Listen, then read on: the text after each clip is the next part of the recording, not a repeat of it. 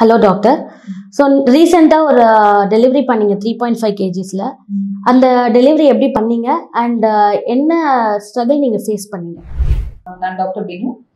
நம்ம ஒரு normal delivery ஒரு பேஷண்ட்க்கு பண்ணோம். அந்த baby weight was 3.5 kg. So 3.5 kg பார்த்தா ஒரு பிக் பேபி கேட்டகரியில் வரும்.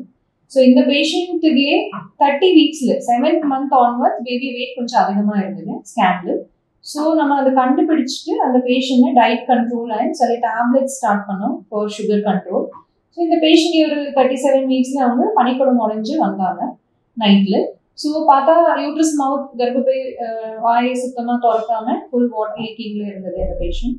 ஸோ அதை செக் பண்ணி நம்ம அந்த மெடிசன் பெயின் இன்டியூஸ் பண்ணுறது மெடிசன் ஸ்டார்ட் பண்ணோம். பட் 3.5 kg இருக்கிறதுனால அவங்க ரொம்ப நேரம் லேபரில் இருந்தாங்க. 12 to 14 hours வரை அவங்க டெலிவரி பெயினில் இருந்தாங்க. ஸோ 6 hours ட்ரை பண்ணிட்டு அவங்களுக்கு யூட்ரஸ் மவுத் ஓப்பன் பண்ணாததுக்கான அவங்க கொஞ்சம் கிவ் அப் பண்ண ஸ்டேஜில் வந்தாங்க. She was telling please do caesarean section. But நான் அவங்க கூட இருந்துட்டு அவங்களை ஃபுல் மோட்டிவேட் என்கரேஜ் பண்ணி through out night I was with her as a doctor and as a friend, and I motivated her to withstand the pain. அப்புறம் அது correct time medicine dose எல்லாம் adjust பண்ணிட்டு அவங்கள கடைசியாக she could deliver big baby 3.5 kg. And even delivery டைமில் கொஞ்சம் head வர difficulty இருக்கிறதுக்காக we applied a kiwi cup and deliver.